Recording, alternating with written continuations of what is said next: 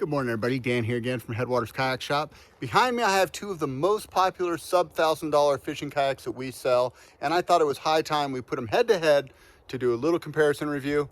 It just so happens that I got Josh here from the shop. He's up visiting this weekend. We're going to go do a little fishing and bring you guys along. Before we hit the water, I thought I would talk a little bit about the boats. On the left here, I've got the Crescent Kayak Lite Tackle. This is actually my personal boat I've had for a while. It's one of my top 5 favorite kayaks. I've been doing a little video series if you've been watching the channel. And this is what I choose to paddle for a, sit on top fishing kayak. It's stable enough to stand in. It's got good rocker that I can take in lakes, rivers. I can just about do anything I want with it. I personally really like the open deck layout. And you've seen a video where I upgraded. I put the deck pads in. These aren't standard. I added that. And also you'll notice a new seat riser. I just added that in this morning. James Deerbeck from Crescent Kayak sent that over to me.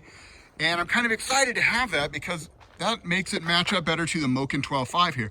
If you look at the seat heights, this one's about 8 inches off the deck. This one's about 10 inches off the deck. Be very, very comparable. One thing to note, on the Moken here, you get a little bit more bells and whistles when you're talking about the kayak. So this one's $8.99. This one here is $7.99. So a couple other things you'll notice is the seat. The seat on the Moken is adjustable, high-low. The Crescent kayaks either has a low position or you can have an adjustable base to get it up high. I'm gonna try that today and see how it feels. But I do like the fact that that Moken is adjustable on the fly, high-low.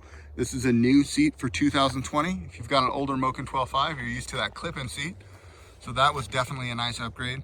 Other things they upgraded is they went to a Sonar Pod instead of that center hatch. I know some of you guys complain, some of you offshore guys complain like that hatch, but for the most part, I've had very good response from people that just want an easy way to add sonar to their boat, right? So this pops open, transducer bolts to the bottom, fish finder mounts on top, the wires go inside. Inside you have a nice spot to hide your transducer wires, to tuck them in there. Your battery can ride. So definitely a neat thing that Feelfree does on most of their higher end fishing kayaks. Other features, it's got standing pads here on either side, reinforced with a little piece of plexiglass, so stiffens up the deck a little bit where you're standing. Adjustable foot pedals, front dry well. This is the twist lock style dry well. Pretty watertight. We take these in the ocean. We just unwrap this. This is just packaging. Other little things like this is rod tip protectors. So you can put the tips of your rod in there and slide the butt of them right there. It's got these little clips on either side. I'm sure Josh will be using those today because we have fly rods. Also comes with a couple of flush mounts behind the seat, a couple of cup holders. Really neat, decent sized tank well. Straps for a crate built in, bungee. Over here in the Crescent, similar sized tank well, real big, a lot of room. And you have the bungee, and these are on a track so you can adjust where you want your bungees to go or how you want that to fit. You notice in the back of the Moken, you've got 2 flush mount rod holders. Here you have 2 Yak Attack Mighty mounts, and you'll see when I'm fishing, I'm actually have a Yak Attack fly rod holder that'll slide right in there. So I personally like that. I mean, the flush mounts like that, they work good for a net, they work good for fishing rod, but you're kind of limited. If you use a Yak Attack, you can adjust it to any angle. You can have your rods pointed up, you can have them pointed down, you can have them out to the side. I personally like the versatility of that. Basically just 2 different style boats to suit your style. You can tell the Crescent has a little bit more girth to it. It also has a little bit more rocker bow to stern. If you look at the side profiles, they're a little bit more upsweep in that bow. Moken's a little bit flatter, but it still has plenty of volume there. We've taken this boat out to the coast a lot and has plenty of volume to lift you up over the waves. As you're looking down on the boats, you'll notice in the standing area, the Crescent has a little bit more deck space, a little bit more openness, also a little bit more volume in the deck area. They push the volume slightly forward in their boats, so when you're upstanding, you still get the majority of the volume underneath your feet. Whereas the Moken, the widest point of the boat is actually right here at the seat. So this is most stable when you're sitting. When you stand up, you get a little bit narrower profile, but as you'll see, they're both pretty easy to stand up in.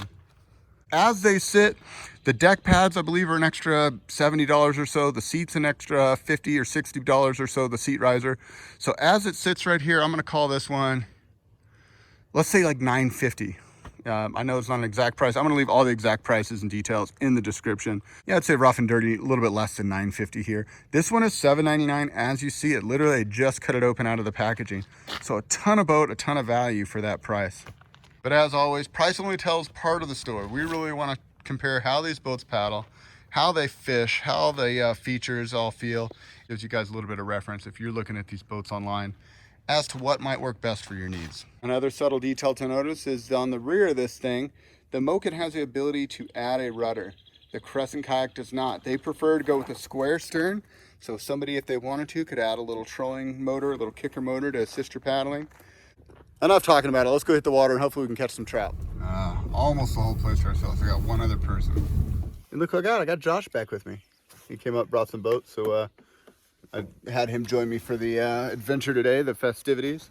And he's gonna be paddling the Moken 12.5. I'm gonna hop in the Crescent, and maybe at some point we'll switch, maybe we won't. We're more excited to fish than we are to film, so we'll just get into it and see what happens. Seat base, you actually have this nice little compartment where your rod just seats right in there. Goes out along the side. I think I'm just gonna run it like that. On the Feelfree, you see Josh has his clipped in, uses the paddle clip, and then the tip goes up in the tip protector there. Josh, you spent much time in that little Moken? I spent a lot of time in it actually, so freshwater and saltwater. Been with the new seat. The Sonar Pod is really the game changer on this boat. Just having the ability to mount the fish finder super easy. Yeah, not having to do the old transducer arm over the side. Yeah. The chair's got to be a nice upgrade from what you had before. Of course, the old one wasn't bad, but now you got a little height adjustment. Yeah, it's nice for when you're casting a fly rod, being up a little higher. It helps out, prevents slapping the water a bit more. So. All right, well, we're gonna go try it. We're both using what we're comfortable with because, like I said, we're kind of excited to just go fishing. So let's go get into it. Doing what we can to keep our feet dry while we're getting in here. It's a really long, shallow launch, so this will be our first stability check. Nice. I love the padded deck. That was such a nice upgrade. Oh wow, any seat height feels crazy.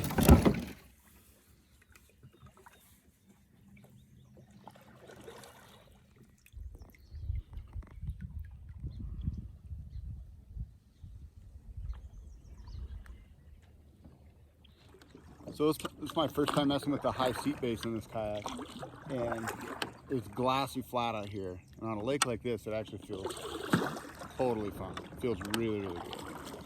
You do raise your center of gravity up, and as you get higher up in your weight rating, you know, 240, 250, etc., you may notice feeling a little bit more top heavy.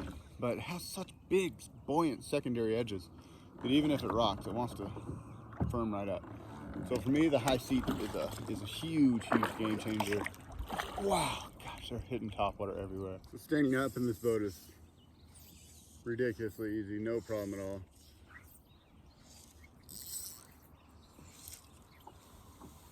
And again, you guys, just for reference, I'm 6'2", 220.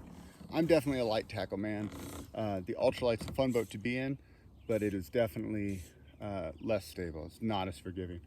I wish they would have like an 11-footer that was right in the middle, that had this big buoyancy, but was a little bit lighter to throw around and carry. So, Crescent, if you watch my videos, maybe one of your future kayaks will look like that. And also like a 13.5-footer that I could take to the ocean. Is that too bad to want it all? This is a really good all-arounder though. That 12.5-foot length, it's something I can go inshore, offshore, can do a little bit of anything with. Same with the Moken, you heard Josh say it. That's a boat that he takes on the coast, takes on the river, floats to McCollum with me, does a little bit of everything with it. In fact, what turned Josh onto the Moken is the first time he had ever fished the coast with me. He asked what he should take. You know, he's an experienced kayaker, but I'm like, I got this Moken in the back, like, take it. You know, it's new, I need somebody to test it out. And we had it in some rowdy seas. I remember taking him through this slot at Albion. Big, big sea stacks and a narrow channel, and the waves were rolling in. And he just was like, all right, I trust you, we're going for it. And we were just punching through these huge waves.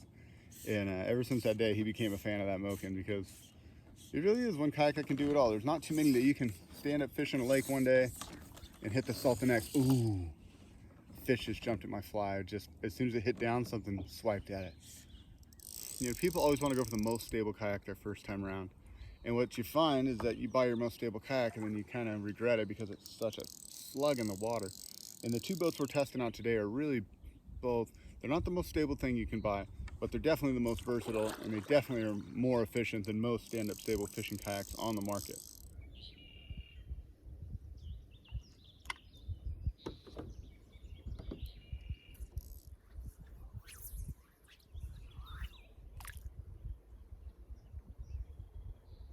running a weight forward sinking line with that woolly bugger. Downside is there's a lot of vegetation in the water right now already. It's pretty early in the year to see this much vegetation. So I'm headed down towards the dam, try to get into a little deeper water. I'm not sure, maybe Josh is having more luck on the top water. I should go ask how he's doing. Oh dude, bald eagle just caught a fish right there. Did you see that?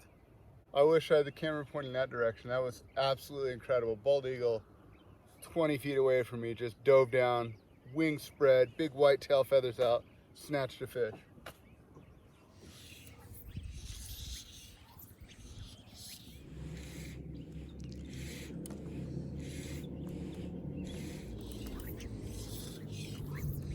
Sun comes up, they go find a shady spot to hide.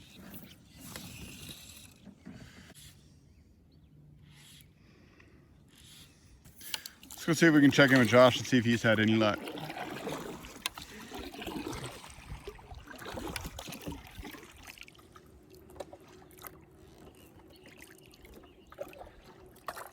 You catch any yet? Oh, you caught one? Yeah, I caught one.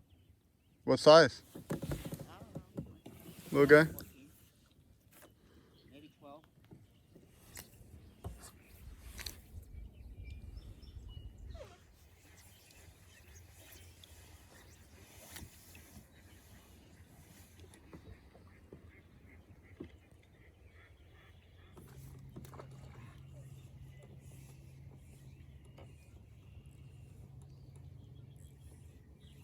Get out of the weeds. Ah, get him, Joshy.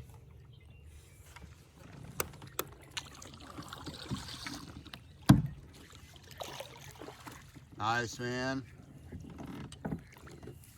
What do you got? There's a brown. Oh, nice, little brown trout. Browns in these lake. In this. Yeah, same thing when we were at Manzanita Lake when we did our top, 500,000 video. Look at that. What a beautiful fish. Caught him on top water, too. And dries. That's always the best, man, because you saw him working it, you cast it to him, and then you got him. That's awesome. Nice, dude. All right. So good. Yeah. Look how you got your kayak set up there. You got your little net holder, so it's quick access when you need it. You have it mounted to a little, was that a roto grip up there? Yeah. Trusty old roto grip. And then in the center hatch, instead of using it as your sonar, you're just using it as your fly storage, which works out perfect. A little bit about leg length with Josh. And he's like 5'9", and he's got about 2 more notches out on the foot pedals. But if you notice on that seat there, you can actually adjust the seat back a little bit. He has it furthest forward for back support. You can actually take that back a couple notches and get a little bit more room there too. But I would say that that boat is better for someone 6'2" and under. If you're taller, you really would be better off something like this, because I'm 6'2" and I still have, let's see, 1, 2, 3, 4 more notches I could go. All right, so I was getting a little frustrated with my sinking lines, so I switched over to dry fly here. And Josh had some luck. He caught a couple of nice brown trout so far. So hopefully we can find some rising fish and cast to him here.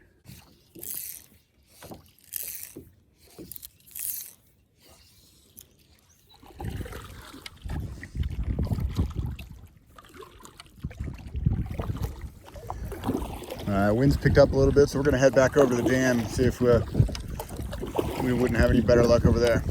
It's actually pretty cool. We're watching an osprey hunt. Got a fish, and then a bald eagle came down and swooped on him, made him drop the fish. All right, after an hour or two of fishing in the wind here, I think we decided it's probably time to head back in. Looks like more folks getting ready to head out. So we thought we'd take a little time here at the end just to talk a little bit about the boats. The differences being the light tackle has a little bit higher capacity, a little bit more leg room. The seat is adjustable, but you have to have a separate base. The Moken 12.5 is a little bit more versatile, has more bells and whistles that come standard with it. A high-low adjustable chair, also has a built-in wheel in the keel. Little things like the cup holders behind the seat, the tank well straps, the adjustable seat position, all these things add value to the boat. However, I love that Crescent light tackle. I think it fits a larger variety of people. It kind of takes me back when paddle sports was just simple, elegant paddling crafts, and I personally enjoy being in that one the most. Josh, on the other hand, is a Moken fan through and through, and I think he's going to continue paddling his 12.5. So thank you guys so much for hanging out and going fishing with us today. Until next time, this is Dan and Josh wishing you happy paddling. We'll see you on the next one.